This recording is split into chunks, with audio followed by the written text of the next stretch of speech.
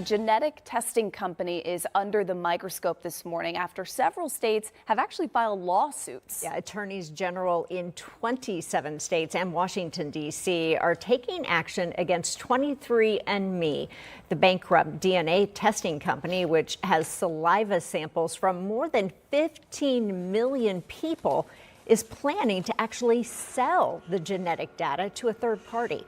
A lawsuit filed this week claims selling those samples could pose challenges to privacy, including for people who haven't even been born. So attorneys general are pushing for a judge to rule that customers own their genetic material and that 23andMe doesn't have the right to give that information away without proper consent, something we'll keep an eye on. Believe that it can really clearly identify what nation you're from. No, DNA test can't. It cannot. Can identify whether you have certain genetic traits that might be from North America, like Canada, or might be from South America as well, right? Right. Yeah. So if you really want to learn about your history and heritage, you have to do that genealogical research. And All new at 6 now, a nationwide crackdown over fraudulent claims of so-called free cancer screenings. The federal sweep comes less than 1 month after I-Team investigator Katie Legrone first exposed the growing scam. She takes us through the dozens of new arrests, including right here in Florida. Today, the feds announce a national takedown worth more than $2 billion, busting dozens of genetic testing labs accused of duping Medicare recipients in a scheme that capitalized on fears. Companies touting so-called free cancer screenings that aren't free and often don't provide patients with any results. I'm angry that my mother was targeted. Last month, we first told you how it works after this Florida woman's 83-year-old mom got a call from a telemarketer and fell for the pitch.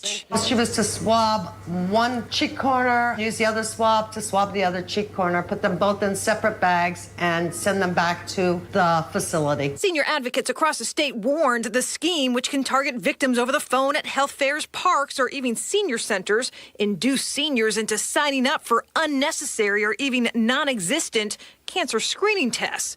Then the government and you pay for it. Medicare is being billed anywhere from $10,000 to upwards of $30,000 for these tests. $30,000? $30,000. For one DNA? For one DNA test. The Department of Justice says this latest bust netted charges against more than 24 people, including several in South Florida. Someone's getting quite rich off of this, and they need to be in prison. Now investigators want you to know some are paying for it. We're told more charges are expected here in Florida, and consumers are warned no genetic testing without your own doctor's approval. I'm my team investigator Katie Legrone, taking action for you. Pay attention to this. Pay attention to the words now. I'm telling you, it's fakery, bro. It's complete fakery. Most likely belong to. It's not 100% sure. So statistics tell us in our model what's the best situation. It is a statistical guess. Yeah. It's an informed guess, but it's never a 100% sure thing. Growing up, we were German. Not a sure thing? That sure isn't the message here. The big surprise was we're not German at all. 52% of my DNA comes from Scotland and Ireland. So I traded in my lederhosen for a kilt. So you were shaking your head. This is what drives me nuts, and I saw it all the time. Whether you want to wear lederhosen or something else is not tied to your DNA. Okay. Timothy Caulfield is a health policy professor who studies the ancestry business. It's an exciting story, right? It's about you, right? And so I get why they're doing it, but is it really what's happening? Can they really be that accurate? I think they're selling something that isn't really supported by the science. With 23andMe.com, you can find out your percentages of DNA from 31 populations around the world.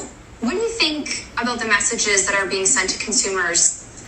I think it's misleading. These companies are really trying to push the idea that this is scientific, right?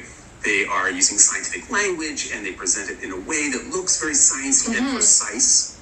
Caulfield says what people are really buying is entertainment. I think it's recreational science. They can have a little bit of fun with this stuff. Don't take it too seriously, but know that you are just getting some information that is an approximation of how your DNA compares to other people. It's not tracing back your heritage. Back in Montreal, Gravel agrees. These specific percentages should not be interpreted as like definitive, like here's your percentage ancestry from this place. Like that's not that. No. Yeah. The only ones where we can kind of interpret them like this are the continental level. Really? The most certain thing they can tell you is which continent you're from? And get this, over at Living DNA in the fine print, the company admits some of its results are guesses. We highlight the sources of your ancestry which are likely to be present, using our best guess of the exact source. The deeper I go, the more questions I have. And at 23andMe, their guesswork isn't apparent until we stumble upon this. Select confidence level. What? Why does it say 50%? Does that mean you're only 50% sure what you told me is right?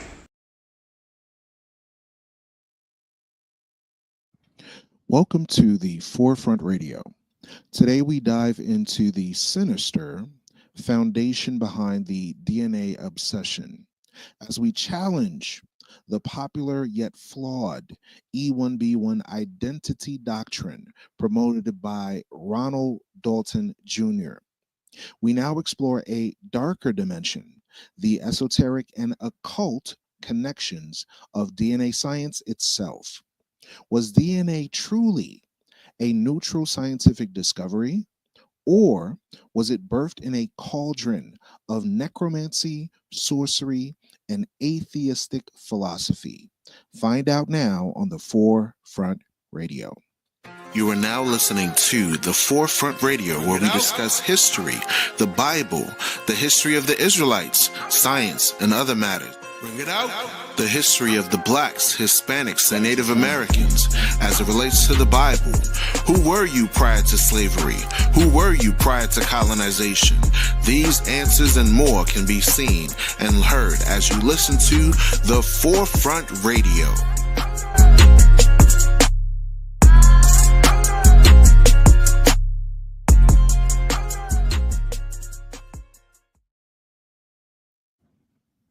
DNA is often seen as a purely empirical discovery, but what is not taught in the worldview of its founders. DNA was discovered in 1869 by Friedrich Miescher, who identified a substance he called nuclein within the nuclei of white blood cells. While Miescher's discovery marked the first identification of DNA, its crucial role in carrying genetic information wasn't fully understood until much later. The double helix structure of DNA was later elucidated by James Watson and Francis Crick in 1953. So, what can we find out about their discoveries? Francis Crick specifically. Here is a book called Underlying Religion, an introduction to the perennial philosophy. Now, in this book, we find something very interesting about the founder of DNA, Francis Crick. Now, what we are about to see concerning one of the founders is eye-opening, to say the least. Francis Crick, who is pictured here on the left. On the left of the picture, you see Francis Crick right there. He is the co-discoverer of the double helix structure of DNA and a Nobel Prize winner. Openly rejected the soul and spirituality.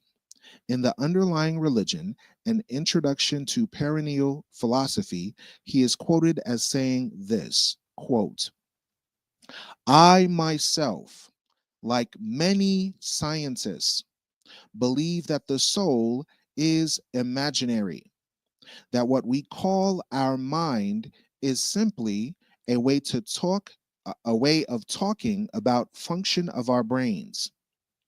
Once one has adjusted to the idea that we are here because we have evolved from simple chemical compounds by the process of natural selection, it is remarkable how many of the problems of modern world take on a completely new light. Now, folks, this view is not science. It's esotericism, masquerading as logic, but denying the soul. Crick aligns with ancient Gnostic and Luciferian beliefs that a man is simply material and the spiritual is illusion. What is the greatest thing that the devil can do? To deceive the world and make you believe that the devil doesn't exist. So wait a minute. The founder of DNA research denies the existence of a soul, and his esoteric, ancient Gnostic, Luciferian belief systems has permeated into the scientific realm.